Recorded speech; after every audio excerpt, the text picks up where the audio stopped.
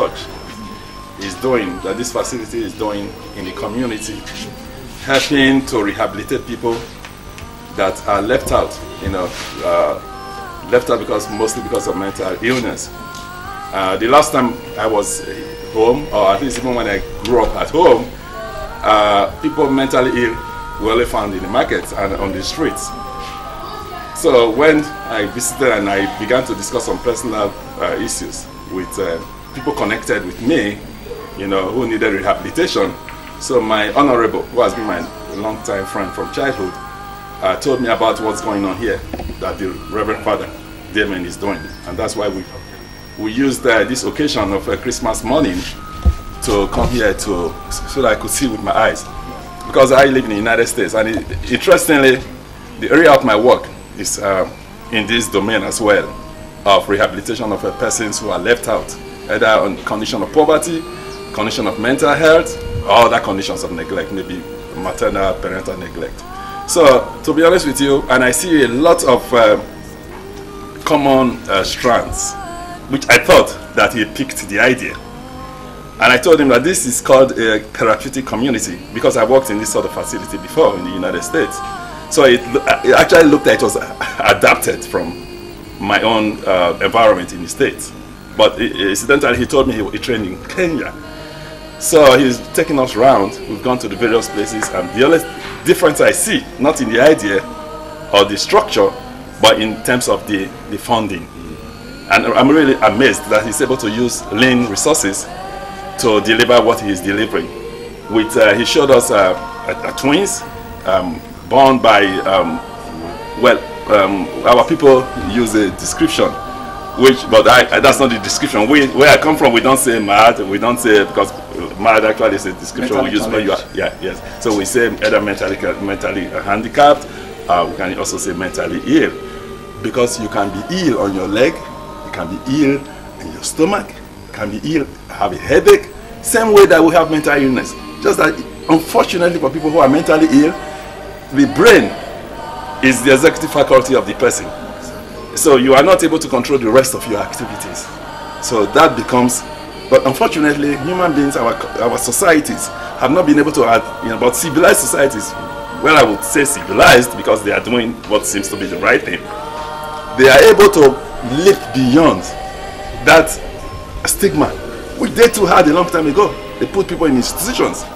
People were institutionalized, and which seems to be, but that was even an improvement on what we have in Nigeria, where people are left on the streets. Families abandon their loved ones only because they have an ailment in one part, in one system, one organ. We have so many organs, just one organ, but unfortunately that's the executive organ, control organ of the entire function of the human being. So it's imperative, it's incumbent on us, if we are truly human beings, civilized persons, members of a human society, to develop methods of helping our brothers who are unfortunate to suffer from this condition. And that's exactly what he is doing. He's taking up the challenge. He's taking up a leadership. He's taking up an initiative. And I pray that this succeeds. And that's why it's really a wonderful Christmas gift for me, to be able to witness, to be here in a place. This is the best way for me to spend Christmas. I came to witness 2 marriages. My eldest brother's marriage, that of his daughter, and the daughter of my dear friend, my best friend, Joe Ejionwole. So that done with, I'm here today, and this is the best way to round up my trip. So thank you very much. Again, thank you, Father, and also thank you to your crew, and thank you to my very dear friend who was thoughtful enough to bring this up. Thank you, sir. What informed the idea of introducing him, bringing him down here to see the facilities? Well, he is in the United States, and I felt that we can collaborate together to see that this place excel. And it's the best way for me to equally do my Christmas. And I feel I'm fulfilled from it, because next year I'll see the best I can do for this orphanage. It's very touching when you go around and see that people are abandoned by our own people who can do better. Like when the father was talking, he talked about how churches take tithes and the government take tax, and we are supposed to be accountable. and I felt very touched, and I feel that I should be a part of this very orphanage from next year. What is your message to the initiator of this project? Oh, fantastic. And if you were here, I shed tears. And the sacrifice is making. And underfunded. Nobody even cares. And yet we have great men in this community. We have the churches. We have government. You know, we have these women affairs, you know, ministries. These are supposed to be their duties. So I'm going to be a part of this orphanage. Thank you very much. Today is Christmas Day, and this visit coming up on a day like this is the best visit I can say. And that is what we are celebrating today.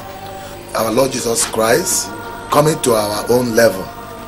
Imagine God descending all the way from heaven to our own earthly world. And that is the best gift God gave to the world. Because in John chapter 3 verse 16, St. John said, "For God so loved the world that he gave his only begotten Son." So you discover that Jesus Christ is a gift to our humanity. And if there is a best way to celebrate Christmas, is to celebrate it with the less privilege. Christmas is all about sharing. So, and then for them to abandon everything, their political friends, their political engagement, to be here, I find it very, very encouraging and very interesting. And I pray that God will give them the grace to put into practice what they have seen and what they have promised. To also encourage other well-to-do Nigerians. We have so many people out there who are in need of our help, especially during this Christmas season. Let us reach out to them. You know, what we need in Nigeria now is rehabilitation, because most of our young people are frustrated due to this unemployment. What you may call mad or whatever is just frustration.